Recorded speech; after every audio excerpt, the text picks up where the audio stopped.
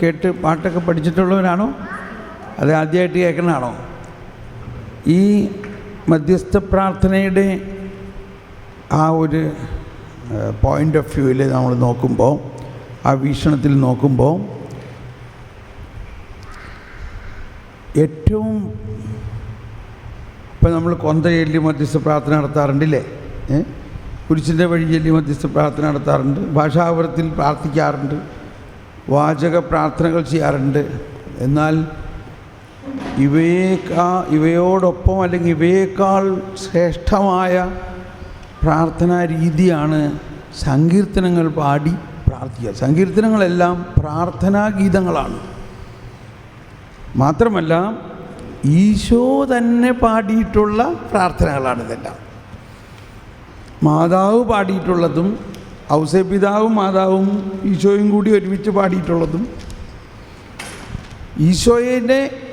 ഈശോയുടെ ജനനത്തിന് 1000-ലധികം വർഷങ്ങൾക്ക് മുൻപ് വരാനിരിക്കുന്ന ഈശോയെക്കുറിച്ചും ഈശോയിലൂടെ സംസ്ഥാപിതമാകുന്ന ദൈവരാജ്യത്തെക്കുറിച്ചുമാണ് ഈ സങ്കീർത്തനങ്ങളിലെ മുഴുവൻ ആശയങ്ങൾ. എന്നാൽ എല്ലാം പ്രതീകങ്ങളാണ്. ആ പ്രതീകങ്ങളുടെ അർത്ഥം മനസ്സിലാക്കുന്നതിന് പരിശുദ്ധാത്മാവിലൂടെ നമ്മൾ മനസ്സിലാക്കണം. 150 സങ്കീർത്തനങ്ങളും ഈശോയെക്കുറിച്ച് തന്നെയാണ്, നമ്മളെക്കുറിച്ചുമാണ്, ദൈവരാജ്യത്തെക്കുറിച്ചാണ്. ഈശോ വരുന്നതിന് 1000-ലേറെ വർഷങ്ങൾക്ക് മുൻപ് ഇസ്രായേൽ മുഴുവനും ഈ വരാനിരിക്കുന്ന പുതിയ രാജ്യത്തിനു വേണ്ടി പ്രാർത്ഥിച്ച മധ്യസ്ഥ പ്രാർത്ഥനാ ഗീതങ്ങളാണിതെല്ലാം. Praise the Lord. വാസ്തവത്തിൽ മധ്യസ്ഥ പ്രാർത്ഥനയ്ക്ക് ഏറ്റവും നല്ല, അഥവാ പ്രാർത്ഥനാ ലഹരി കൊണ്ട് നമ്മൾ നിറയും. പ്രാർത്ഥനാ ലഹരി എന്ന് പറഞ്ഞാൽ മനസ്സിലായില്ലേ? ഇപ്പം നമ്മളൊക്കെ തിരിച്ചൊക്കെ വാട്ടീസ് അടിച്ച് പരിചയമുള്ളവരാണല്ലോ. പുതുവീഞ്ഞ് കുടിച്ചാൽ വീണ്ടും കുടിക്കാൻ തോന്നും അല്ലേ? ലഹരി എന്ന് പറഞ്ഞാൽ എന്താ അർത്ഥം? ഒന്ന് കുടിച്ചാൽ വീണ്ടും കുടിക്കാൻ തോന്നും. അതാണ് ലഹരി എന്നുള്ള വാക്ക്. ലഹരി, പ്രാർത്ഥനാ ലഹരി. ചിലപ്പോൾ തോന്നുമ്പോൾ ഞാൻ നിങ്ങളുടെ കൂടെ വരണില്ല, എനിക്ക് ബോറടിക്കാണ് പ്രാർത്ഥന. ചിലർ പ്രാർത്ഥനക്കാർ പറയാറില്ല, എനിക്ക് നിങ്ങളുടെ കൂടെ വന്നിട്ടൊരു എന്താ ബോറടിക്കും? നിങ്ങൾ വെറുതെ കടലാസിൽ എഴുതിയേക്കണ കുറേ പ്രാർത്ഥനകൾ വായിക്കണം. ബോറടിക്കാണ്ട് പ്രാർത്ഥിക്കണത് എങ്ങനെയാണ്? പരിശുദ്ധാത്മാവിലുള്ള പ്രാർത്ഥന, പരിശുദ്ധാത്മാവ് നയിക്കുന്ന പ്രാർത്ഥന. അപ്പോൾ ഈ 1000 വർഷം പ്രാർത്ഥിച്ചിട്ടും ഇസ്രായേൽക്കാർക്ക് ബോറടിച്ചോ? യേശുവിൻ്റെ അധരത്തിലൂടെ ഓരോ സങ്കീർത്തനങ്ങളും പാടി പ്രാർത്ഥിച്ചിരുന്നു യേശു. ബോറടിച്ചോ? അതിനുശേഷം ഈശോ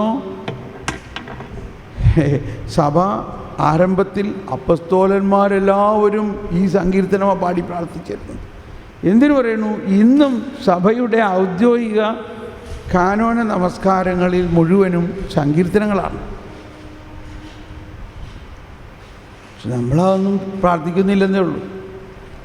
ഒരു കാലത്ത് ഞാനിങ്ങനെ കുറേ പാട്ടൊക്കെ എഴുതി, പിന്നെ കർത്താവ് പറഞ്ഞു നീ ഇനി പാട്ടൊന്നും എഴുതണ്ട എന്ന് പറഞ്ഞു. കാര്യത്തിൽ പ്രയാസമായി. എന്നിട്ട് പറയാണ്, ഞാൻ 150 പാട്ട് എഴുതിയിട്ടുണ്ട്, അത് നിങ്ങളെന്താ പാടാത്തെ? ഞാൻ തന്നെ പാടാറുള്ള പാട്ടുകളായിരുന്നു, ഈശോ തന്നെ പാടാറുള്ള പാട്ടുകളാണ്. ഈശോ തന്നെ പാടിയിട്ടുള്ളതും ഈശോയെക്കുറിച്ച് പാടിയിട്ടുള്ളതും വരാനിരിക്കുന്ന ദൈവരാജ്യത്തിൻ്റെ യുഗാന്ത്യപരമായ അവസ്ഥ വരെ വർണ്ണിക്കുന്നതാണ് ഈ സങ്കീർത്തനങ്ങൾ. അപ്പോൾ സങ്കീർത്തനം പാടുമ്പോൾ അതിന് ലഹരി ഉണ്ടാകണമെങ്കിൽ, അതിന് അഭിഷേകമുണ്ടാകണമെങ്കിൽ അതിലൊളിഞ്ഞിരിക്കുന്ന ഈശോയെ കാണണം. എല്ലാ സങ്കീർത്തനങ്ങളിലും യേശു ഉണ്ട്. ഉദാഹരണത്തിന് നമ്മൾ ഇന്നലെ എന്നോട് കൃപയുണ്ടാകണേ, കൃപ ആരിലൂടെ വരുന്നത്? കൃപ യേശുക്രിസ്തുവിലൂടെ വരുന്നത്. കൃപ എങ്ങനെ വന്നത്? അത്യുന്നതനായ ദൈവത്തെ ഞാൻ വിളിച്ചപേക്ഷിക്കുന്നു, എനിക്ക് വേണ്ടി എല്ലാം ചെയ്തു തരുന്ന ദൈവത്തെ തന്നെ. എനിക്ക് വേണ്ടി എല്ലാം ചെയ്തു തരുന്ന ദൈവം. ഇതെങ്ങനെ സംഭവിക്കും? അവിടുന്ന് സ്വർഗത്തിൽ നിന്ന് സഹായമായി എന്നെ രക്ഷിക്കും. എന്നെ രക്ഷിക്കും. ആര് രക്ഷിക്കും? അവിടുന്ന് രക്ഷിക്കും. എങ്ങനെ രക്ഷിക്കും? സ്വർഗത്തിൽ നിന്നൊരു സഹായം വന്നാൽ മാത്രമേ എൻ്റെ പാപത്തിൽ നിന്ന് മോചനം ഉണ്ടാകൂ. ഒന്ന് പാടിയെല്ലാവരും. അവിടുന്ന് സ്വർഗത്തിൽ നിന്ന് സഹായമായി എന്നെ രക്ഷിക്കും. എന്നെ ചവിട്ടി മെതിക്കുന്നവരെ അവിടുന്ന് ലജ്ജിപ്പിക്കും. ദൈവം തൻ്റെ കാരുണ്യവും വിശ്വസ്തതയുമായിരിക്കും.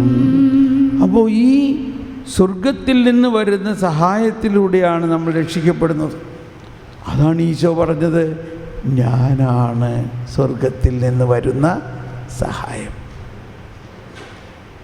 ഞാനാണ് സ്വർഗത്തിൽ നിന്നിറങ്ങി വരുന്ന ജീവനുള്ള അപ്പം. ഞാൻ പിതാവിനോട് പ്രാർത്ഥിക്കുകയും മറ്റൊരു സഹായകനെ കൂടി നിങ്ങൾക്ക് തരികയും ചെയ്യും. Praise the Lord. ഇനി ഈ സങ്കീർത്തനം പാടുമ്പോഴാണ് കർത്താവ് വരാനിരിക്കുന്ന ഈശോയെക്കുറിച്ചാണോ ഇതിൽ പറഞ്ഞിരിക്കുന്നത്? അതെ. ആ ഈശോ എന്ത് ചെയ്യും? ഈശോ നമ്മളിലെ കൃപ കൊണ്ട് നിറയ്ക്കും. അപ്പോൾ നമ്മളിൽ പാപമില്ലാതാകും, നമ്മൾ വിശുദ്ധരാകും. ഈ 19-ാം സങ്കീർത്തനവും ഈശോയിലൂടെ വരാനിരിക്കുന്ന ദൈവരാജ്യത്തെക്കുറിച്ചും അതിൻ്റെ യുഗാന്ത്യപരമായ അവസ്ഥാവിശേഷമാണിത് പറയുന്നത് മുഴുവൻ. ഒന്ന് കൈവീശി കാണിച്ച്. ഈ കൈവീശി കാണിക്കാൻ പറയുന്നത് എന്തിനാന്ന് വെച്ചാൽ നിങ്ങൾക്കിങ്ങനെ ഉറങ്ങിപ്പോകാനുള്ള സാധ്യതയുണ്ട്. ജോലിയെല്ലാം ചെയ്യുന്ന ആൾക്കാർ ഒരു ദിവസം ഇങ്ങനെ നല്ല തണുപ്പുള്ള അന്തരീക്ഷത്തിലിരിക്കുമ്പോൾ എന്തുണ്ടാവും? ഉറക്കം. അതുകൊണ്ട് ഇടയ്ക്ക് ഞാൻ കൈവീശി കാണിക്കാൻ പറയുമ്പോൾ നിങ്ങൾ ഉറക്കത്തിൽ നിന്ന് ഉണരാൻ കൂടി വേണ്ടിയുള്ള ഒരു ആഹ്വാനമാണ്, അല്ലെങ്കിൽ ഉറങ്ങാതിരിക്കാൻ വേണ്ടിയുള്ളത്. അപ്പോൾ ഇനി ഇങ്ങനെ കൈവീശി കാണിക്കാനേ പറയുള്ളൂ, വേറെ ഇൻട്രൊഡക്ഷൻ ഒന്നും പറയില്ല. 19-ാം സങ്കീർത്തനത്തിൻ്റെ ഇത് നമ്മൾ സീറോ മലബാർ കുർബാനയിൽ വേറൊരു രീതി ട്യൂണിൽ നമ്മൾ പാടാറുള്ളതാണ്. എവിടെയാണ് സീറോ മലബാർ കുർബാനയിൽ 19-ാം സങ്കീർത്തനം പാടുന്നത്? അമ്പരമനവരതം ദൈവമഹത്വത്തെ വാഴ്ത്തിപ്പാടുന്നു. തൻ കരവിരുതല്ലോ വാനവിധാനങ്ങൾ ഉദ്ഘോഷിക്കുന്നു. പകലുകളോടവിരതമവിടുത്തെ പുകളുര ചെയ്യുന്നു. ഓക്കെ. ഇപ്പം നമ്മൾ ഈ സങ്കീർത്തനത്തിലെ വാക്കുകളൊന്നും മാറ്റാണ്ട് POC ബൈബിളിലുള്ള മാതിരിയാണ് കംപ്ലീറ്റ് നമ്മൾ ട്യൂൺ ചെയ്തിരിക്കുന്നത്. പരിശുദ്ധാത്മാവിൻ്റെ ഒരു വലിയ പ്രവർത്തനമാണ് അതിന് ട്യൂണൊക്കെ കംപ്ലീറ്റ് ചെയ്യുന്നത്. അപ്പോൾ നമ്മുടെ ട്യൂൺ ഇങ്ങനെയാണ്. അമ്പരമനവരത് എന്നുള്ളതിന് പകരം ആകാശം ദൈവത്തിൻ്റെ മഹത്വം പ്രഘോഷിക്കുന്നു. വാനവിധാനം അവിടുത്തെ കരവേലയെ വിളംബരം ചെയ്യുന്നു. കണ്ടോ, അവൾക്ക് വലിയ ഇഷ്ടമായി ഈ കൊച്ചിനെ. പകലിനോടവിരാമം സംസാരിക്കുന്നു. രാത്രി രാത്രിക്ക് വിജ്ഞാനം പകരും. ഓക്കെ, നിർത്തട്ടെ കേട്ടോ. എന്താണ് ഇതിൻ്റെ അർത്ഥം? അമ്പരമനവരതം ദൈവമഹത്വത്തെ വാഴ്ത്തിപ്പാടുന്നു. ആകാശം ദൈവത്തിൻ്റെ മഹത്വം പ്രഘോഷിക്കുന്നു. അതായത് ഈ ആകാശവും വാനവിധാനങ്ങളും ഈ സൃഷ്ടിപ്രപഞ്ചം മുഴുവനും ദൈവത്തെ മഹത്വപ്പെടുത്തുന്നു. എന്തുകൊണ്ടാണ് ദൈവത്തെ മഹത്വപ്പെടുത്തുന്നത്? തൻകരവിരുതല്ലോ വാനവിധാനങ്ങൾ. അപ്പോൾ ഈ വാനവിധാനങ്ങളെല്ലാം തൻ കരവിരുതല്ലോ എന്ന്. എന്താണ് ദൈവത്തിൻ്റെ കരവിരുതെന്ന് പറഞ്ഞാൽ അർത്ഥം? ദൈവമാണ് ഇതെല്ലാം സൃഷ്ടിച്ചത്, ഇല്ലേ? ദൈവം എങ്ങനെയാണ് ഇതെല്ലാം സൃഷ്ടിച്ചത്? എങ്ങനെയാണ് സൃഷ്ടിച്ചത്? വചനത്തിലൂടെ. Praise the Lord. അതുകൊണ്ടാണ് വചനം പ്രഘോഷിക്കുന്നതിന് മുൻപ് ഈ സങ്കീർത്തനം പാടുന്നത്. വചന ശുശ്രൂഷയ്ക്ക് നമ്മളെ ഒരുക്കുകയാണ് ഈ സങ്കീർത്തന ഭാഗത്ത്. നമ്മൾ സമയമില്ലാത്തതുകൊണ്ട് എല്ലാ ദിവസവും പാടാറൊന്നുമില്ല. ചില അച്ഛന്മാർക്ക് ഇത് വലിയ ഇഷ്ടമാണ്. കാരണം അവർ മനസ്സിലാക്കുകയാണ് വചനം ആണ് ഈ ആകാശവും ഭൂമിയും എല്ലാം സൃഷ്ടിച്ചത്. എങ്ങനെയാണ് സൃഷ്ടിച്ചത്? ആ വചനമാണ് നമ്മൾ വായിക്കാൻ പോകുന്നത്. അംബരമനവരതം വാനവിധാനത്തെ വാഴ്ത്തിപ്പാടുന്നു, തൻകരവിരുതല്ലോ വാനവിധാനങ്ങൾ ഉദ്ഘോഷിക്കുന്നു. അപ്പോൾ ഈ ആദ്യത്തെ സ്റ്റെപ്പിൽ പറയുന്നത് മുഴുവനും ദൈവത്തിൻ്റെ വചനമാണ് ഈ പ്രപഞ്ചത്തെ മുഴുവനും സൃഷ്ടിച്ചത്. ഈ പച്ചപ്പുല്ല് മുതൽ മനോഹരമായ സൃഷ്ടി, അതിൻ്റെ ഏറ്റവും ഉയർന്ന തലമാണ് വാനവിധാനങ്ങളും നക്ഷത്രങ്ങളും ആകാശവും. അവയെല്ലാം ദൈവമഹത്വത്തെ പുകഴ്ത്തുന്നു. കാരണം തൻകരവിരുതല്ലോ. വേണ്ട, ഇത് അങ്ങയുടെ കരവിരുതാണ്. അപ്പോൾ ദൈവത്തിൻ്റെ വചനമാണത്, ഇല്ലേ, എല്ലാം സൃഷ്ടിച്ചത്. ഇനി അടുത്ത വാക്കുകളിൽ ഈ വചനത്തിൻ്റെ ആവിഷ്കൃതമായ അവസ്ഥ, ഈ വചനം മനുഷ്യനായി അവതരിച്ചിരിക്കുന്നതിൻ്റെ കാര്യങ്ങളും ആ മനുഷ്യനായി അവതരിച്ച വചനം പ്രപഞ്ചത്തെ മുഴുവനും മാറ്റിമറിക്കും എന്ന കാര്യങ്ങളൊക്കെയാണ് ഇവിടെ പറയുന്നത്. അപ്പോൾ അവിടെ പറയുന്ന ഒന്നാണ്, പകൽ പകലിനോടവിരാമം സംസാരിക്കുന്നു, രാത്രി രാത്രിക്ക് വിജ്ഞാനം പകരുന്നു, ഭാഷണമില്ല, വാക്കുകളില്ല, ശബ്ദം പോലും കേൾക്കാനില്ല, ശബ്ദം പോലും കേൾക്കാനില്ല. എന്നിട്ടും അവയുടെ സ്വരം ഭൂമിയിലെങ്ങും വ്യാപിക്കുന്നു, അവയുടെ വാക്കുകൾ ലോകത്തിൻ്റെ അതിർത്തിയോളമെത്തുന്നു. അപ്പോൾ ഇതാണ് സുവിശേഷ പ്രഘോഷണത്തിനെ കുറിച്ചാണ് ഈ പറയുന്നത്. ദൈവത്തിൻ്റെ വചനം, ഈ സകല സൃഷ്ടികളെയും സൃഷ്ടിച്ച വചനം മനുഷ്യനായി അവതരിച്ചിട്ട് മനുഷ്യനിലേക്ക് കടന്നു വരുന്നു. അതിൻ്റെ ഒരു എക്സ്പ്രഷനാണ് പകലിന് വേണ്ടി കാത്തിരിക്കുന്നു. പകൽ ഒരിക്കലും രാത്രിയോട് സംസാരിക്കില്ല. പകൽ പകലിനോ വിരാമം സംസാരിക്കുന്നു, രാത്രി രാത്രിക്ക് വിജ്ഞാനം പകരും. രാത്രി പകലിനോട് സംസാരിക്കില്ല. പകൽ അടുത്ത പകലിനായി കാത്തിരിക്കുന്നു, രാത്രി അടുത്ത രാത്രിക്കായിട്ട് കാത്തിരിക്കുന്നു. ഇത് വലിയൊരു സിദ്ധാന്തമാണ്. അതിപ്പം മുഴുവനും നമുക്ക് മനസ്സിലാവില്ല. അതവിടെ നിൽക്കട്ടെ, പിന്നീട് എപ്പോഴെങ്കിലും നിങ്ങൾക്ക് മനസ്സിലാവും. ഈ രാത്രി രാത്രിക്കോട് സംസാരിക്കുന്നു എന്ന് പറയുന്നത് ഈ ദൈവത്തിൻ്റെ അദൃശ്യമായ ദൈവമാണ്. ഈ രാത്രി അദൃശ്യനായ ദൈവം, ദൈവത്തിൻ്റെ അദൃശ്യതയാണ് രാത്രി എന്ന് പറയുന്നത്. വിശ്വാസത്തിൻ്റെ ഏറ്റവും സാന്ദ്രത നിറഞ്ഞ ഒരവസ്ഥ. അത് മനുഷ്യൻ്റെ രാത്രിയിലേക്ക്, മനുഷ്യൻ്റെ ഹൃദയത്തിലെ ആ ഇല്ലായ്മയിലേക്ക് വിജ്ഞാനം പകരുന്നു. അത് വിശ്വാസത്തിലൂടെയാണ്.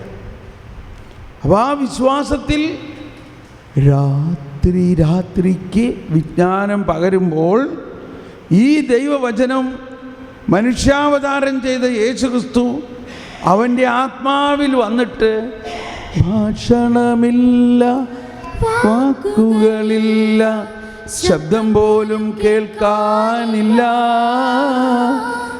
ശബ്ദം പോലും കേൾക്കാനില്ല. ഒരു മണവാളൻ മണവാട്ടിയുമായിട്ട് ലയിക്കുന്ന പോലെയാണ്.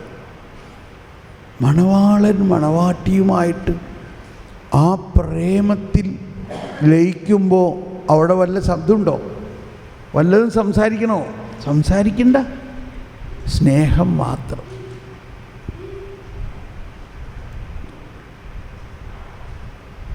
എന്നിട്ടും അവയുടെ സ്വരം ഭൂമിയിലെങ്ങും വ്യാപിക്കുന്നു. കണ്ടോ?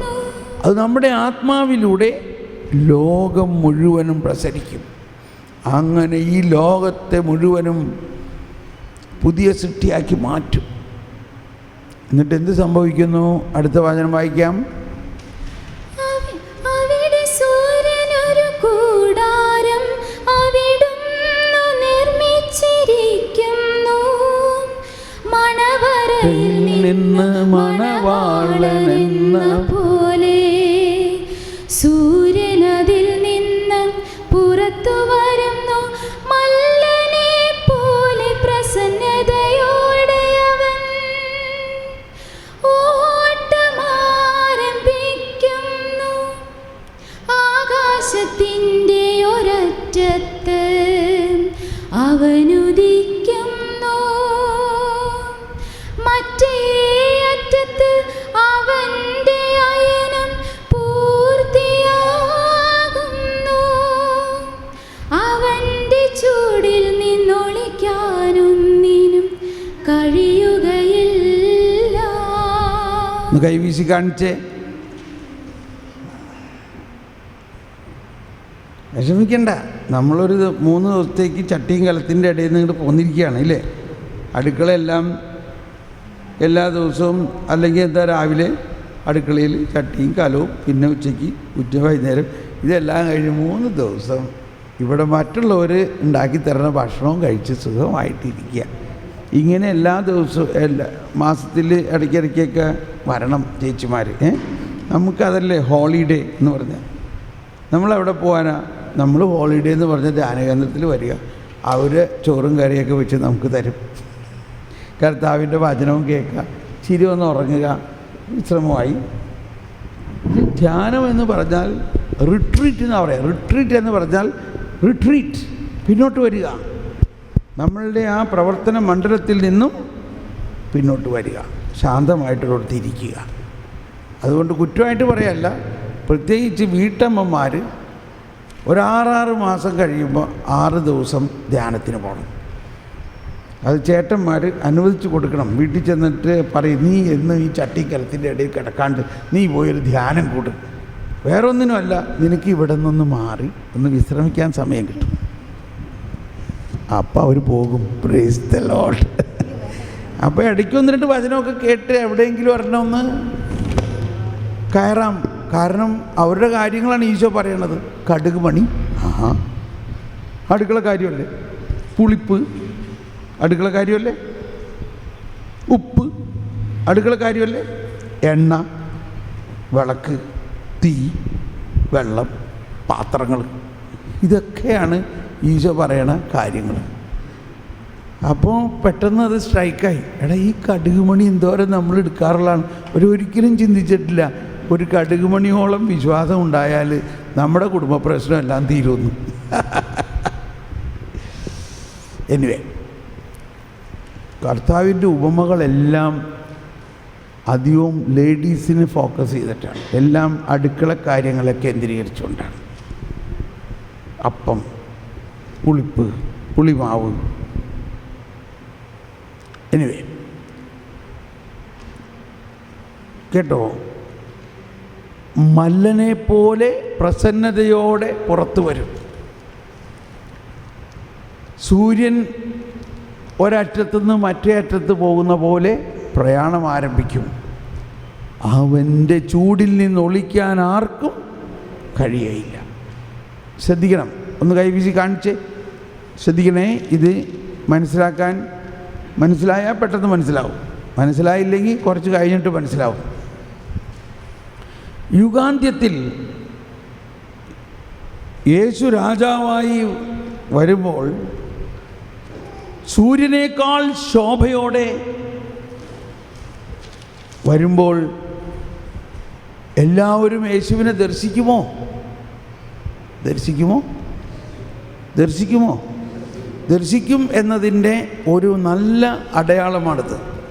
സൂര്യനെ ഇപ്പോൾ ഇന്ന് ഉദിച്ചു നിൽക്കുന്ന ഈ സൂര്യൻ ഇന്നൊരു ദിവസം കൊണ്ട്, ഈ 24 മണിക്കൂർ കൊണ്ട് ലോകത്തിലുള്ള എല്ലാ രാജ്യത്തുമുള്ള ആളുകൾ കാണുന്നുണ്ടോ ഇല്ലയോ?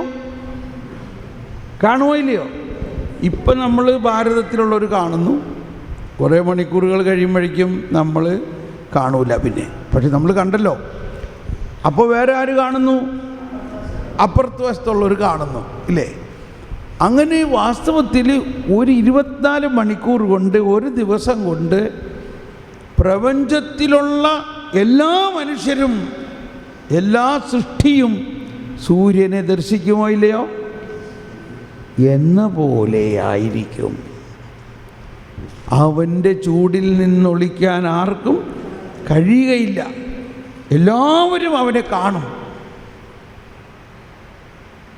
അപ്പോൾ സൂര്യൻ അവിടെ ഒരു പ്രതീകമാണ്. ആ സൂര്യനെ പോലെ ആയിരിക്കും, സൂര്യനെ വെല്ലുന്ന ശോഭയോടെ കർത്താവ് വീണ്ടും വരും. ഇനി ആ വീണ്ടും വരുന്നത് എന്തടിസ്ഥാനത്തിലാണ്? മണവറയിൽ നിന്ന് മണവാളനെന്ന പോലെ സൂര്യനതിൽ നിന്ന് പുറത്തു വരുന്നു, മല്ലനെ പോലെ പ്രസന്നതയോടെ അവൻ. കണ്ടോ? ഇപ്പം ഇവിടെ എല്ലാം പ്രതീകമാണ്. മണവാളൻ, മണവാട്ടി, സൂര്യൻ, മല്ലൻ. കണ്ടോ?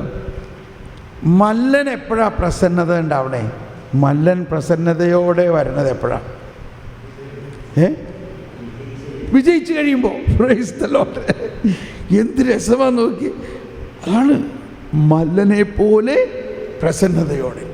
മല്ലൻ വിജയിച്ചു കഴിയുമ്പോൾ പ്രസന്നതയോടെ വന്നിരിക്കും. എപ്പോഴാണ് മല്ലൻ വിജയിക്കണേ? അതിനെ വഴിയിരിക്കണ എന്താ?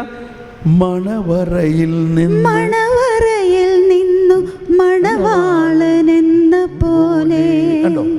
അപ്പം ഇവിടുത്തെ മണവറയിൽ മണവാളനുണ്ടെങ്കിൽ അവിടെ വേറെ ആരുണ്ട്? അവിടെ വേറെ ആരുണ്ട്? മണവാട്ടിയിട്ട്.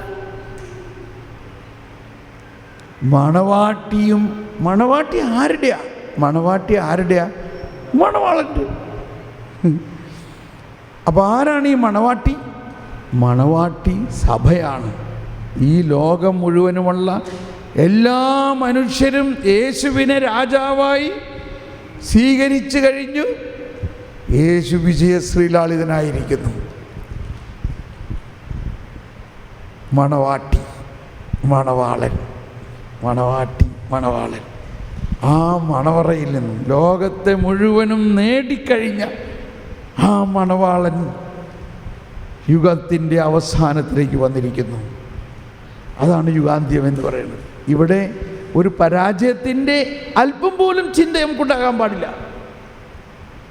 കർത്താവ് ഈശോ മിശിഹ തൻ്റെ രക്തം കൊടുത്ത് വിലയ്ക്ക് വാങ്ങിയ ഈ പ്രപഞ്ചം മുഴുവനും ആ കർത്താവിനെ അറിയുകയും പരിശുദ്ധാത്മാവ് കൊണ്ട് നിറയുകയും ദൈവവചനത്തിൻ്റെ സാക്ഷികളാകുകയും ചെയ്തു കഴിയുമ്പോൾ അവരെല്ലാവരും കൂടിയിരിക്കുന്ന സമൂഹമാണ് മുടി ചൂടി നിൽക്കുന്ന സഭയാകുന്ന മണവാട്ടി.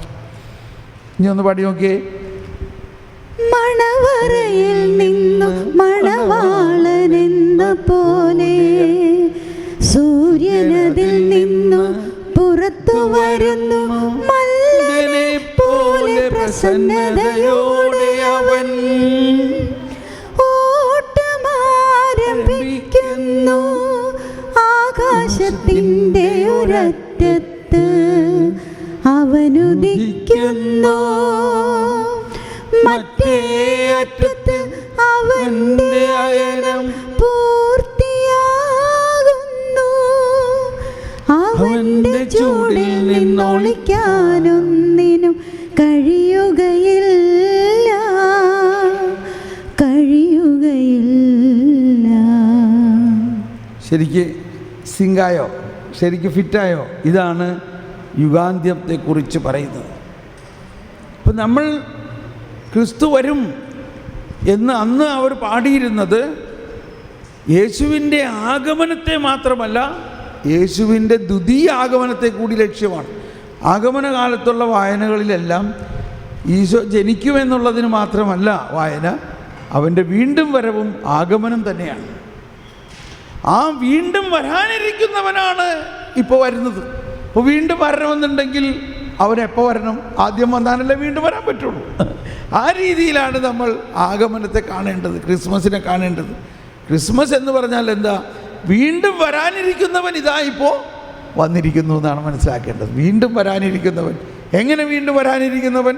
ഈ പ്രപഞ്ചത്തെ മുഴുവനും നേടി, പ്രപഞ്ചത്തെ മുഴുവനും പുതിയതാക്കി, പ്രപഞ്ചത്തിലുള്ള സകല മനുഷ്യരുടെയും പാപത്തിൽ നിന്ന് അവരെ ശുദ്ധീകരിച്ച് അവരെ നിർമ്മല വധുവായ മണവാട്ടിയായി മാറ്റിക്കഴിയുന്നവൻ ആണ് ഇവിടെ വരുന്നത്. ഇപ്പോൾ നമ്മളതിൻ്റെ ഒരു ട്രാൻസിഷൻ സ്റ്റേജിലാണിപ്പോൾ.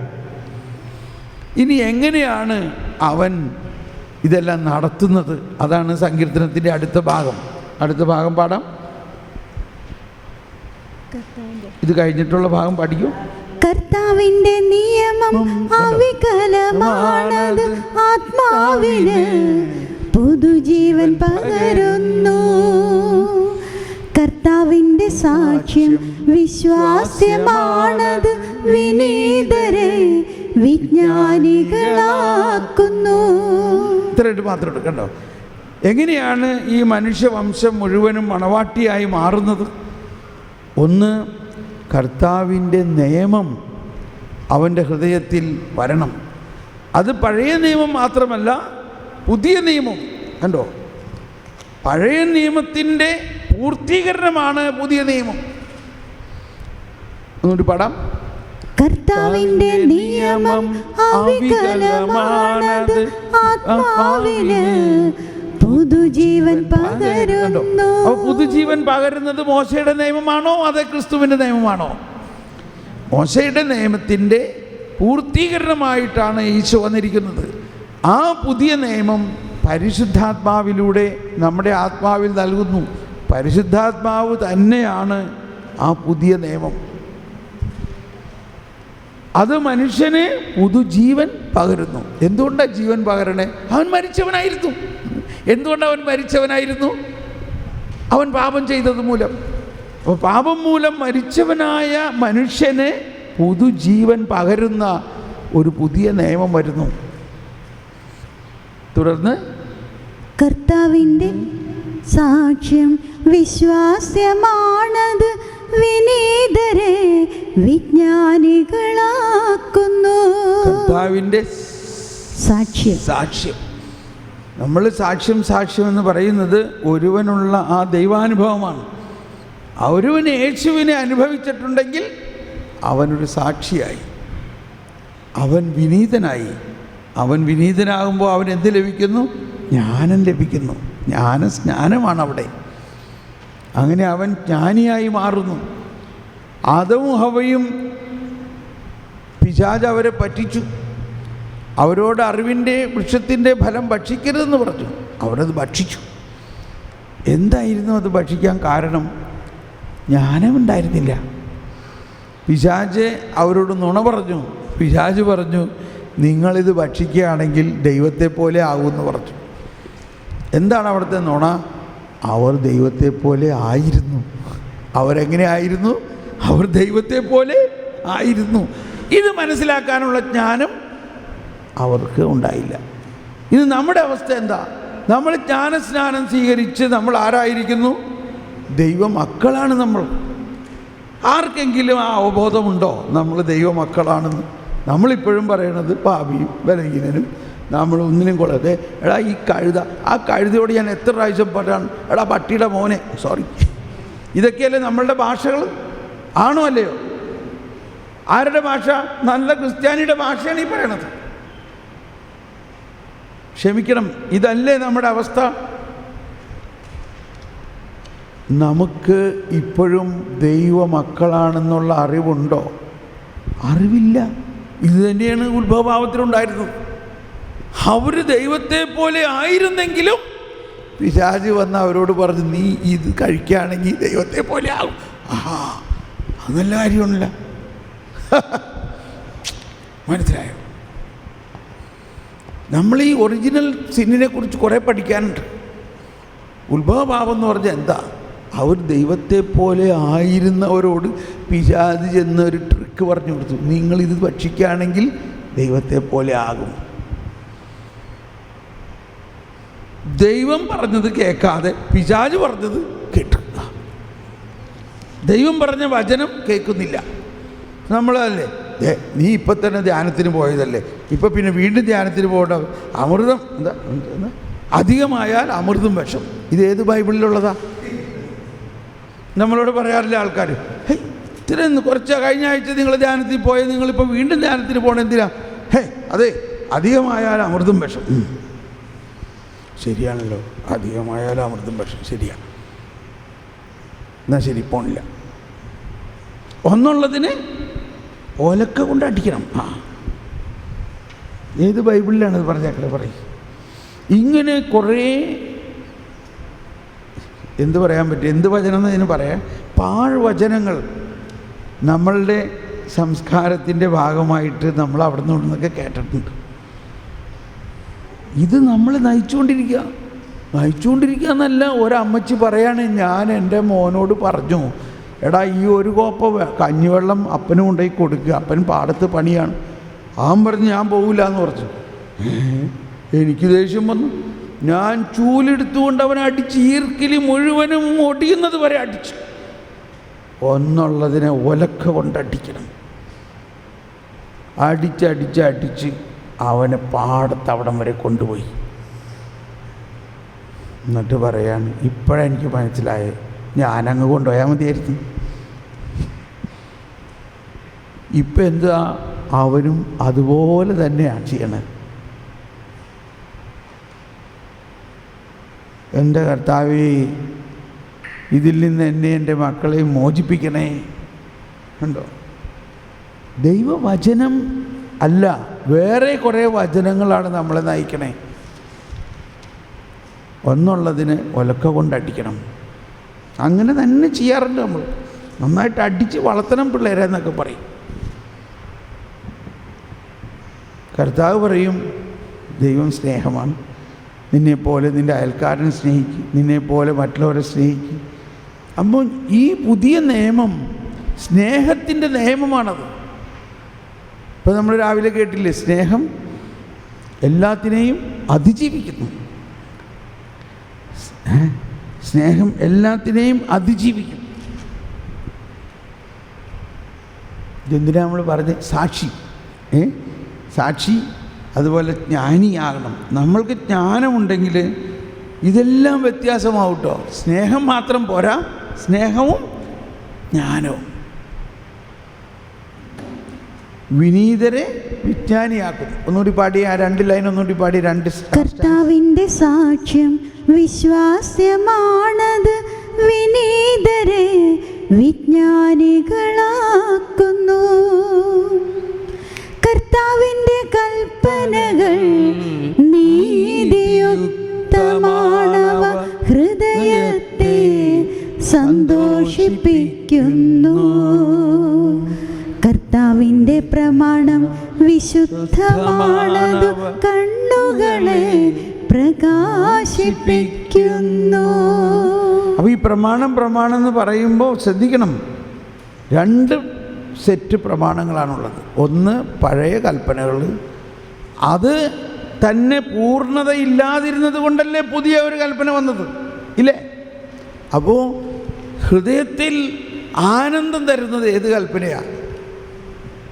പഴയതോ പുതിയതോ? പുതിയത്. അതാണ് നീതി എന്ന് പറയുന്നത്. എന്താ നീതി? ഇവിടെ ദൈവനീതിയാണ്. ദൈവനീതിയും പഴയ നിയമത്തിലെ നീതിയും തമ്മിൽ വ്യത്യാസമുണ്ട്. ഫരിസേയരുടെയും നിയമജ്ഞരുടെയും നീതി എന്ന് പറഞ്ഞാൽ, അവൻ തീരുന്ന തെറ്റാണ്, പിടിക്കവനെ, അടിക്കവനെ, കൊല്ലവനെ.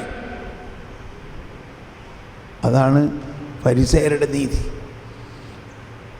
പോലീസ് നിയമമാണ്. നിയമം പാലിച്ചില്ലെങ്കിൽ ശിക്ഷിക്കണം. ഇത് നമ്മൾ ഏതാണ്ടിത് തെറ്റ് ചെയ്തിട്ടുണ്ടെങ്കിൽ ശിക്ഷ കിട്ടണം. ഉപ്പ് തിന്നുന്നവൻ വെള്ളം കുടിക്കും. നീതി. ഇപ്പോൾ നമ്മളൊരു വണ്ടിക്ക് ഹെൽമെറ്റ് ഇല്ലാണ്ട് വന്നു, പോലീസ് പിടിച്ചു. എന്താ നീതി? ഉടനെ 1000 രൂപ ഫൈൻ അടിക്കും. 1000 രൂപ ഫൈൻ അടിച്ചു. ഇതാ നീതി. അതല്ല സുവിശേഷത്തിൽ പറയുന്ന യേശുക്രിസ്തുവിലൂടെ വരുന്ന നീതി. ഇതാണ് മറ്റൊരടിസ്ഥാന വിഷയം. എന്നിട്ട് ഈശോ പറയാണ്, നിങ്ങൾ എന്തെല്ലാം ചെയ്യണമെന്നുണ്ടെങ്കിൽ ആദ്യം നിങ്ങൾ സ്വർഗരാജ്യവും ആ സ്വർഗരാജ്യത്തിനൊരു നീതിയുണ്ട്, അതെന്താണെന്ന് മനസ്സിലാക്കുവിൻ. അപ്പോൾ ബാക്കിയുള്ളതൊക്കെ മനസ്സിലാവും. സ്വർഗരാജ്യത്തിലെ നീതി എന്താ? ഇടയൻ ആടിനെ അന്വേഷിച്ചു പോകുന്ന നീതി. വഴിതെറ്റിപ്പോയ ആട് വഴിതെറ്റിപ്പോയി, ആ ആടിനെ ഇടയൻ അന്വേഷിച്ചു പോയി കണ്ടെത്തുമ്പോൾ തോളിലേറ്റിക്കൊണ്ടുവരുന്നു. ദൈവരാജ്യത്തിൻ്റെ നീതി, യേശു പാപിയുടെ പാപം തൻ്റെ മേൽ ഏറ്റെടുത്തുകൊണ്ട് അവന് വേണ്ടി പരിഹാരം ചെയ്തുകൊണ്ട് പറഞ്ഞു, നീ സ്വതന്ത്രനാണ്, നീ പോയിക്കോ. ഇപ്പം നമ്മുടെ മകൻ ഒരു തെറ്റ് ചെയ്തു. അടുത്ത വീട്ടിലെ ജനൽ അടിച്ച് പൊട്ടിച്ചവനൂടെ ഫുട്ബോൾ കളിച്ചതാണ്. അടുത്ത വീട്ടുകാരൻ അവനെ പിടിച്ച് ബാളുണ്ടാക്കണം. ഇവനെ ഞാൻ കൊല്ലും, ഇവൻ എൻ്റെ ജനല പൊട്ടിച്ചു, ഇവനെ അടിക്കണം. അടിക്കും അവൻ. ഇത് കണ്ടുകൊണ്ട് നമ്മൾ വന്നിരിക്കുകയാണ്. നമ്മൾ നോക്കി നിൽക്കോ? നമ്മുടെ മോനെ അടിക്കണം കാണാൻ നോക്കി നിൽക്കോ? എന്ത് ചെല്ലും ചെയ്യും? അവൻ ഉടനെ പോയി പിടിച്ചിട്ട്, സാറേ ക്ഷമിക്കണം, എൻ്റെ മകനാണവൻ, അവൻ എൻ്റെ മകനാണ്. എന്ത് പറയുക? അവൻ എൻ്റെ മകനാണ്. അവൻ കണ്ടോ ഈ ഗ്ലാസ് മുഴുവനും അടിച്ചൊട്ടിച്ചു. അതിന് എന്താ വേണ്ടെന്ന് വെച്ചാൽ ഞാൻ ചെയ്തോളാം. പറയോ ഇല്ലയോ? എന്ത് പറയും? അതിനെന്താ വേണ്ടെന്ന് വെച്ചാൽ ഞാൻ ചെയ്യാം. അവന് ദയവ് ചെയ്ത് ഒന്നും ചെയ്യരുത്. ഇതാണ് പുതിയ നിയമത്തിലെ നീതി. ഒന്ന് കൈവീശി കാണിച്ചേ. Hallelujah, hallelujah. ഇനി പാടി നോക്കിയേ. കർത്താവിൻ്റെ നിയമം അവികലമാണത്, ആത്മാവിന് പുതുജീവൻ പകരുന്നു. കർത്താവിൻ്റെ സാക്ഷ്യം വിശ്വാസ്യമാണത്, വിനീതരെ വിജ്ഞാനികളാക്കുന്നു. കർത്താവിൻ്റെ കൽപ്പനകൾ നീതിയുക്തമാണവ, ഹൃദയത്തെ സന്തോഷിപ്പിക്കുന്നു. കർത്താവിൻ്റെ പ്രമാണം വിശുദ്ധമാണത്, കണ്ണുകളെ പ്രകാശിപ്പിക്കുന്നു. അപ്പോൾ ഈ ദൈവനീതി മനസ്സിലാകണം. മധ്യസ്ഥ പ്രാർത്ഥനയ്ക്കും ഇതൊരു വിഷയമാണ്. എന്താണ് ദൈവനീതി? കരുണയുടെ കൊന്ത നമ്മൾ ചെല്ലുന്നുണ്ട്. ഭൂലോകപാപം നീക്കുന്ന ദൈവത്തിൻ്റെ എമ്പുരാട്ടിൻകുട്ടിയായി ഈശോമ്പുരാനെ ഞങ്ങളുടെ മേൽ കരുണയായിരിക്കണേ. കരുണയുടെ കൊന്ത ചെല്ലുന്നുണ്ട്. ഈശോ മിശിഹായുടെ അതിദാരുണമായ പീഡാനുഭവത്തിൻ്റെ പ്രതി ഞങ്ങളുടെ മേലും ലോകം മുഴുവൻ്റെ മേലും കരുണയായിരിക്കണം. ഒരു ചേട്ടത്തി എല്ലാ ദിവസവും 3 കരുണക്കൊന്ത ചെല്ലാണ്ട് രാവിലെ തുടങ്ങില്ല. അപ്പോൾ ഞാൻ ചോദിച്ചു, എന്താണ് ഈ കരുണ? കരുണ എന്താ? അതിപ്പോൾ അങ്ങനെയൊന്നും വിചാരിച്ചിട്ടൊന്നുമല്ല, എല്ലാവരും ചെല്ലുന്നുണ്ട്, അതുകൊണ്ട് ഞാനും ചെല്ലുന്നുണ്ട്. ഞങ്ങളുടെ ഗ്രൂപ്പെല്ലാം അങ്ങനെ തീരുമാനിച്ചേക്കാം 3 കരുണക്കൊന്ത ചെല്ലണം. പക്ഷെ കരുണ എന്താ അറിഞ്ഞൂടാ. കരുണ എന്നത് ദൈവത്തിന് പാപികളോടുള്ള സ്നേഹമാണ്. ഞാൻ പറഞ്ഞു, ദൈവത്തിന് പാപികളോടുള്ള സ്നേഹമാണ്. പാപിയോടാ? പാപി നരകത്തിലല്ലേ പോണേ, പിന്നെ അവനെ സ്നേഹിക്കേണ്ട ആവശ്യം എന്താ? ഇത് 3 കരുണക്കൊന്ത ചെല്ലണ ഈ ചെടുത്തി പറയണേ, പാപിനെ സ്നേഹിക്കേണ്ട ആവശ്യം എന്താ? അവൻ നരകത്തിൽ പോവില്ലേ? അവൻ നരകത്തിൽ പോകണം. എൻ്റെ ചേച്ചിയെ, അപ്പോൾ ഈ കരുണക്കൊന്ത ചെല്ലണത് ഈ പാപിയെല്ലാം സ്വർഗത്തിൽ കൊണ്ടുപോകാൻ വേണ്ടിയാണ്. പാപി സ്വർഗത്തിൽ പോകേ? പാപി സ്വർഗത്തിൽ പോവോ? ഇതാദ്യമായിട്ടല്ലേ കേൾക്കണേ? അതാണ് ഗുഡ് ന്യൂസ് എന്ന് പറയുന്നത്. അതാണ് സുവിശേഷം എന്ന് പറയുന്നത്. പാപിയെ നരകത്തിൽ കൊണ്ടുപോകുന്നത് സുവിശേഷമാണോ? നരകത്തിലേക്ക് പോകാൻ സാധ്യതയുള്ള പാപിയുടെ പാപം യേശുക്രിസ്തു ഏറ്റെടുത്തുകൊണ്ട് പറഞ്ഞേ, ഓ എൻ്റെ ഈശോയെ, ഞങ്ങളുടെ പാപങ്ങൾ ക്ഷമിക്കണമേ, എല്ലാവരും നരകാഗ്നിയിൽ നിന്ന് ഞങ്ങളെ രക്ഷിക്കണേ, എല്ലാ ആത്മാക്കളെയും പ്രത്യേകിച്ച് അങ്ങയുടെ സഹായം ഏറ്റവും ആവശ്യമുള്ള ആളെയും സ്വർഗത്തിലേക്ക് ആനയിക്കും. അയ്യോ, അങ്ങനെയാണോ? യേശുക്രിസ്തു കുരിശിനാൽ അവൻ ലോകത്തെ വീണ്ടെടുത്തു. മൂന്നാം സ്ഥലം, കുരിശിൻ്റെ വഴിയിൽ നമ്മൾ എന്താ പ്രാർത്ഥിക്കണേ? കുരിശിനാൽ അവൻ ലോകത്തെ വീണ്ടെടുത്തു എന്ന് പറഞ്ഞാൽ എന്താ അർത്ഥം?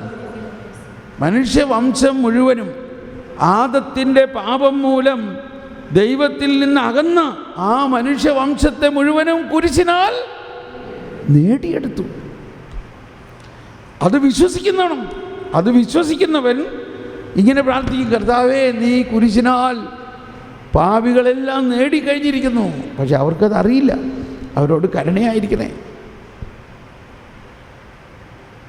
പാപിയെ നരകത്തിൽ കൊണ്ടുപോകുന്നതിന് പ്രാർത്ഥിക്കേണ്ട ആവശ്യമൊന്നുമില്ല. പ്രാർത്ഥിക്കണത് എന്തിനാണ്? ഞങ്ങളുടെ ഈ വിശ്വാസത്തിലൂടെ ദൈവത്തെ അറിയാതെ മാരക പാപത്തിൽ ജീവിച്ച് നരകത്തിലേക്ക് പോയിക്കൊണ്ടിരിക്കുന്ന അവർക്ക് മാനസാന്തരം ഉണ്ടാകണം. അവരുടെ മനസ്സിന് ഒരു രൂപാന്തരീകരണം സംഭവിക്കണം. അവർക്ക് വിശ്വാസമില്ല. ഇപ്പോൾ 4 പേർ ഒരു തളർവാദ രോഗിയെ ചുമന്നുകൊണ്ട് വന്നു. അവർ 4 പേര് മധ്യസ്ഥ പ്രാർത്ഥനക്കാരായിരുന്നു. അവർ മധ്യസ്ഥം വിളിക്കുകയാണ്. ഈ തളർവാദ രോഗി എന്ന് പറയുമ്പോൾ തന്നെ മനസ്സിലാക്കുക, അവൻ്റെ ബുദ്ധി നിർവീര്യമല്ലേ? അവന് ചിന്തിക്കാൻ പറ്റുന്നുണ്ടോ? അവന് വിശ്വാസമുണ്ടോ? അവനെ വിശ്വസിപ്പിക്കാനും പറ്റുമോ? ആ അവസ്ഥയിൽ ഈ 4 മധ്യസ്ഥ പ്രാർത്ഥനക്കാരുകൂടി ഇവനെ പൊക്കിക്കൊണ്ടുവന്നിരിക്കുകയാണ്. പക്ഷേ യേശു ശുശ്രൂഷ ചെയ്തുകൊണ്ടിരുന്ന ഭവനത്തിൻ്റെ അടുത്ത് ചെന്നപ്പോൾ ആ പ്രദേശം നിറച്ച ആൾക്കാർ. ഈശോയെ കാണാൻ ഒരു നിവൃത്തിയില്ല. അവർ എന്നാ വിചാരിച്ചോ, എന്നാ ഇനി മടക്കി കൊണ്ടുപോകാമെന്ന് വിചാരിച്ചോ? ഇല്ല. അതാണ് മധ്യസ്ഥ പ്രാർത്ഥനക്കാർ. അതാണ് അവരുടെ വിശ്വാസത്തിൻ്റെ തീഷ്ണത. അവർ വിചാരിച്ച് എന്ത് ചെയ്യണം? അപ്പോൾ ഒരാൾ പറഞ്ഞ്, നമുക്കേ ഒരു പണിയാം, നമുക്ക് ആ വീടിൻ്റെ കൂര പൊളിച്ചകത്ത് കയറ്റാം ഇയാൾ. വേറെ ആൾ ചേട്ടാ, വല്ലൂരിനും വീട് പൊളിച്ചാൽ പോലീസ് പിടിക്കും. എന്ത് പോലീസ്? ഇവനെ രക്ഷിക്കുക എന്നുള്ളതാണ് ആദ്യം. പോലീസ് പിടിക്കട്ടെ, ഇവനെ രക്ഷിക്കണം നമുക്ക്. ഈ ഇടയ്ക്ക് പോപ്പ് പറഞ്ഞ കാര്യങ്ങളാണ് ഇതൊക്കെ. അവർ എന്തെല്ലാം റിസ്ക് ഇൻവോൾവ്ഡ് ആണ് അതിനകത്ത്. റിസ്ക്, പോലീസ് അറസ്റ്റ് ചെയ്യാം, ഈ വീട്ടുകാരൻ അവരുടെ പേരിൽ കേസ് കൊടുക്കാം, ഇന്നത്തെ കാര്യങ്ങളെ. മാത്രമല്ല അതൊരു അനധികൃത പ്രവർത്തനമാണ്, പല കാരണങ്ങളും. പക്ഷേ അങ്ങനെയുള്ള സകല റിസ്ക്കും എടുത്തുകൊണ്ട് ഒറ്റ കാര്യം അവർക്ക് ആവശ്യമുള്ളൂ, ഇവനെ രക്ഷിക്കണം. Praise the Lord. കൂര പൊളിച്ച് അവനെ താഴോട്ടങ്ങ് ഇറക്കി. എന്തെല്ലാം കയർ മേടിച്ചു കൊണ്ടുവന്നിട്ടുണ്ടാകും, എന്തെല്ലാം പണി അവർ ചെയ്തു ഈ ഒരു ആത്മാവിനെ രക്ഷിക്കാൻ വേണ്ടി. കർത്താവ് മുകളിലേക്ക് നോക്കിയപ്പോൾ കാണുന്നത് എന്താ? ഈ 4 പേരിങ്ങനെ നിൽക്കുകയാണ്. അവരുടെ കണ്ണുകളിങ്ങനെ ബൾബുമാതിരി പ്രകാശിക്കുകയാണ്. ആ കണ്ണുകളും തമ്മിൽ അടഞ്ഞു. കർത്താവേ, ഞങ്ങൾ വിശ്വസിക്കുന്നു, ഇനി നീ ചെയ്യാറുണ്ട് ചെയ്യണം. എന്നിട്ട് എന്താ എഴുതിയിരിക്കുന്നത്? അവരുടെ വിശ്വാസം കണ്ടിട്ട് എന്ന് പറഞ്ഞാൽ എല്ലാവരും മർക്കോസ് 2-ാം അധ്യായത്തിൽ 5-ാമത്തെ വചനമാണ്. അവരുടെ വിശ്വാസം കണ്ടിട്ട് യേശു തളർവാദ രോഗിയോട് പറഞ്ഞു, മകനെ. കണ്ടോ, അതാണ് ഫസ്റ്റ് പോയിന്റ്, അതാണ് ഏറ്റവും പ്രധാന പോയിന്റ്. അവൻ വലിയ പാപിയാണ്, പക്ഷെ അവൻ ആരാ? മകൻ. ഇപ്പൊ അന്നത്തെ കാലഘട്ടത്തിൽ യേശുവിൽ വിശ്വസിക്കുന്നവരാരുമില്ല, മാമോദീസ സ്വീകരിച്ചവരുമില്ല. ഇവരെല്ലാം ഒന്നില്ലെങ്കിൽ ഫരിസേയരായിരിക്കാം, അല്ലെങ്കിൽ വിജാതീയരായിരിക്കാം. പക്ഷെ അവനെ യേശു എന്ത് ചെയ്യണു? എന്തായിട്ട് കണക്കാക്കണു? മകനായി കണക്കാക്കണു.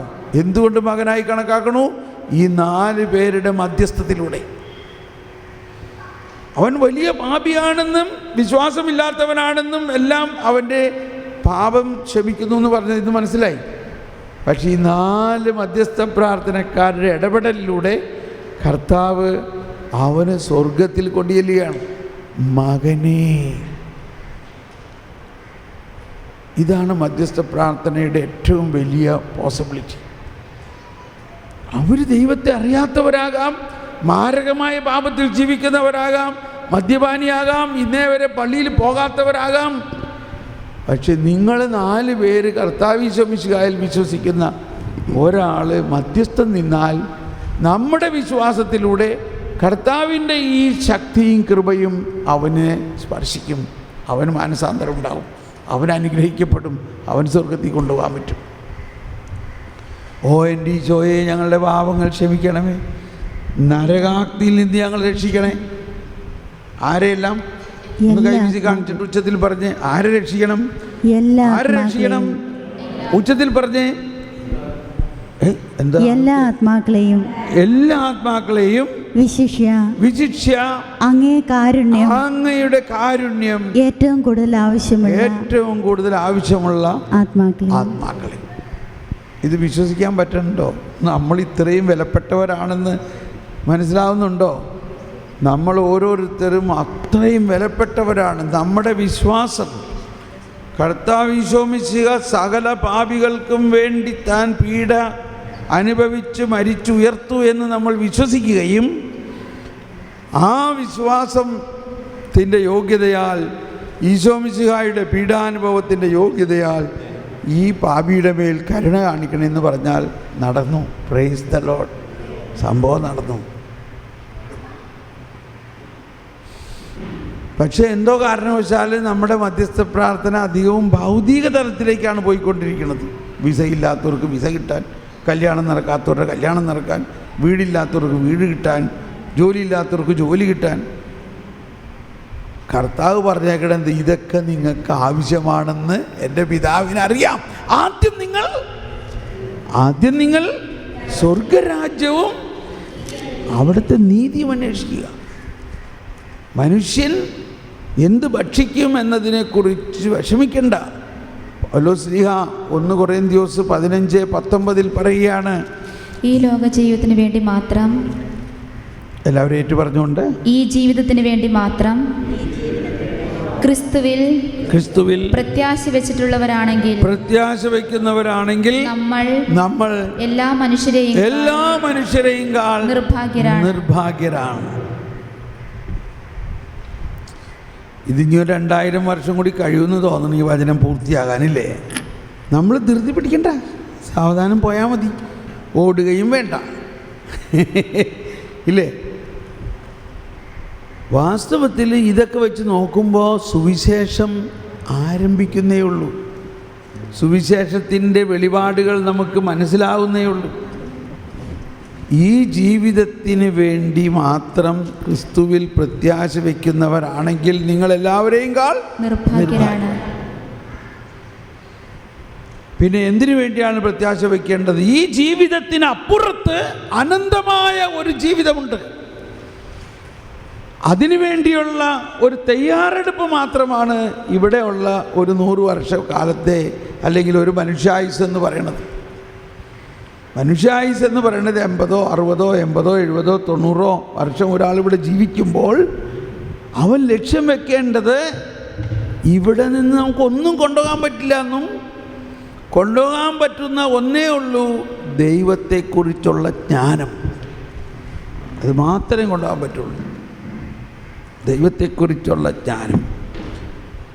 മാത്രമല്ല നമ്മൾ മരണാനന്തരം അനന്തജീവനിൽ പ്രവേശിക്കുമ്പോൾ നമുക്ക് ഒരുപാട് പ്രവർത്തന സാധ്യതകളുണ്ട്. കൊച്ചു ത്രേസ്യ ഇപ്പോൾ പ്രവർത്തിക്കുന്നുണ്ടോ? ഉണ്ടോ? എല്ലാവരും ഒന്ന് പറഞ്ഞേ. അമ്മ ത്രേസ്യ പ്രവർത്തിക്കുന്നുണ്ടോ? അൽഫോൻസാമ പ്രവർത്തിക്കുന്നുണ്ടോ? മറിയം തെരേസ പ്രവർത്തിക്കുന്നുണ്ടോ? പിന്നെ ആരാ? ഏപ്രാസ്യമ്മ പ്രവർത്തിക്കുന്നുണ്ടോ? ചവറാച്ചൻ പ്രവർത്തിക്കുന്നുണ്ടോ? ഉണ്ടോ? ഈ വിശുദ്ധരെല്ലാം നമ്മൾ കണക്കാക്കുമ്പോൾ മനസ്സിലാക്കേണ്ടത് നമ്മളെപ്പോലെ തന്നെയുള്ളവരായിരുന്നു അവരും. കൈവീശി കാണിച്ച് പ്രൈസ് ദ ലോർഡ്. അവരെല്ലാം നമ്മളെ പോലെയുള്ളവരായിരുന്നു. ഒന്ന് എഴുന്നേറ്റ് നിന്നൊന്ന് ഉച്ചത്തിലൊന്ന് സ്തുതിച്ചേ, കർത്താവേ ഞങ്ങളെല്ലാവരും അവരെ പോലെ എല്ലാവരും ഒന്ന് സ്തുതിച്ച് പരിശുദ്ധാത്മാവേ. ഹല്ലേലൂയ ഹല്ലേലൂയ ഹല്ലേലൂയ യേശുവേ നന്ദി. Hallelujah hallelujah hallelujah hallelujah.